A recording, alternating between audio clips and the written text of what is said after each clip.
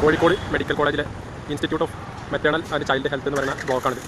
ഇതിൽ പുരുഷന്മാർക്ക് ഇതിൻ്റെ അകത്തേക്ക് പ്രവേശനം ആവശ്യങ്ങൾക്ക് മാത്രമേ ഉള്ളൂ.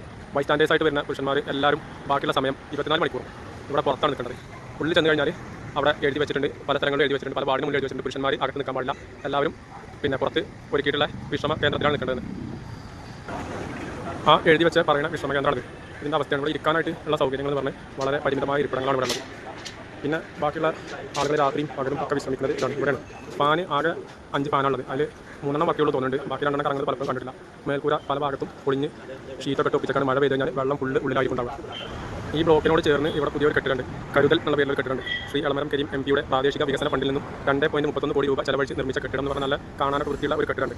കെട്ടിടത്തിൻ്റെ ചുമരൊക്കെ ഉണ്ട്, നല്ല വൃത്തിയുള്ള ചുമര്, അതുപോലെ നല്ല വിൻഡോസ് ഉണ്ട്. ഉള്ളിൽ നോക്കിക്കഴിഞ്ഞാൽ നല്ല ടൈപ്സൊക്കെ ഇട്ട് ഫാനൊക്കെ ഉണ്ട്. അങ്ങനെ സൈഡിലൊരു ഡോർ കാണുന്നുണ്ട്, ചിലപ്പോൾ അത് ടോയ്ലറ്റ് ആയിരിക്കും.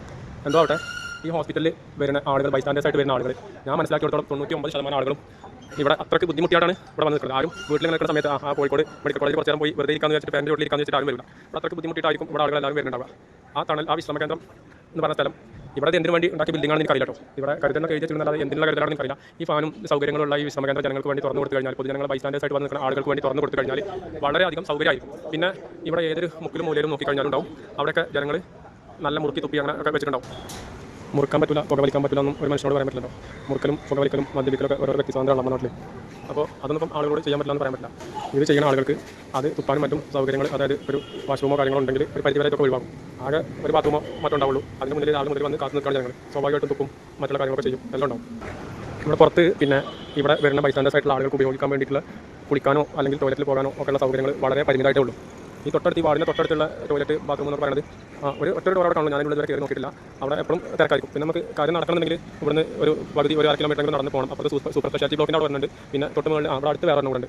പിന്നെ ഇവിടെ ഈ പോലീസ് സ്റ്റേഷൻ്റെ ഓപ്പോസിറ്റായിട്ട് ഒരു ടോയ്ലറ്റും കൂടെ ഉണ്ട്. അവിടെ ചെന്ന് കഴിഞ്ഞാൽ ആളുകൾക്ക് കാര്യം സാധിക്കണമെങ്കിൽ 2 വട്ടമാണെങ്കിൽ പൈസ കൊടുക്കണം.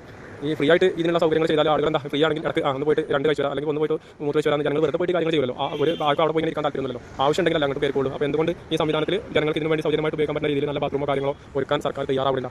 അതുപോലെ ഈ വിശ്രമ കേന്ദ്രത്തിൻ്റെ കാര്യത്തിൽ എന്തുകൊണ്ട് സർക്കാരിന് ഒരു തീരുമാനം എടുക്കാൻ പറ്റില്ല? ജനങ്ങൾ ഇത്രയും ബുദ്ധിമുട്ടിയിട്ട് കൊതുകടി കൊണ്ട് രാത്രി കടന്നു ഏതൊരു രോഗിനൊപ്പം ആ രോഗിയുമായി ബന്ധപ്പെട്ട ബൈസ്റ്റാൻഡേഴ്സ് ആണെങ്കിൽ പുറത്ത് അത്യാവശ്യമാണ്. എപ്പോഴും പല സ്ഥലത്തും ഓടേണ്ടി വരും. ഓരോ ടെസ്റ്റിനും. പിന്നെ ഈ ബ്ലോക്കിനെ മാറി സൂപ്പർ സ്പെഷ്യാലിറ്റി ബ്ലോക്കിലോ പഴയ കാഷ്വാലിറ്റിൻ്റെ അടുത്തുള്ള ബ്ലഡ് ബാങ്കിലോ അല്ലെങ്കിൽ പഴയ OP-ലോ ഇങ്ങനെയുള്ള സ്ഥലങ്ങളൊക്കെ പല സമയത്തും ഒരു ദിവസം 3-4 പ്രാവശ്യം ആളുകൾ ഓടേണ്ടി വരും. ഇവിടെ രോഗിയായിട്ട് കിടക്കുന്ന രോഗിയുടെ ബൈസ്റ്റാൻഡേഴ്സായിട്ടുള്ള ആളുകൾ. അപ്പോൾ സ്വാഭാവികമായിട്ട് ഇവിടെ പുറത്ത് ആളുകൾ നിർബന്ധമാണ് വേണ്ടത്. അങ്ങനെ പിന്നെ പുറത്ത് ആളുകൾ നിൽക്കാനുള്ളതുകൊണ്ട് അവർക്ക് അതിനുള്ള സൗകര്യം ചെയ്ത് കൊടുക്കാൻ സർക്കാർ തയ്യാറാണ്. ഈ ബിൽഡിംഗ് എന്ന് പണി കഴിഞ്ഞാലല്ല, ഇവിടെ കൂട്ടിയിട്ടാണ് ഉപയോഗിക്കാൻ പറ്റാത്ത ജനങ്ങളുടെ വരാന്തിലൊക്കെ കടന്നുണ്ട്. അല്ലാതെ ഉള്ളിലേക്ക് കയറാൻ ജനങ്ങൾക്ക് അനുമതിയില്ല. സംവിധാനങ്ങൾ ഒരുപാട് കണ്ടറിഞ്ഞ് സർക്കാർ ജനങ്ങൾക്ക് വേണ്ടി ഇനിയും ചെയ്ത് കൊടുക്കണം. ചെയ്ത് കൊടുക്കാൻ പറ്റുന്നതായുള്ള സാഹചര്യങ്ങളിലെ സംഗതികൾ പോലും ഇപ്പോഴും ഇതേപോലെ തുറന്നു കൊടുക്കുന്നത് ചെയ്യാതെ കിടക്കുകയാണ്.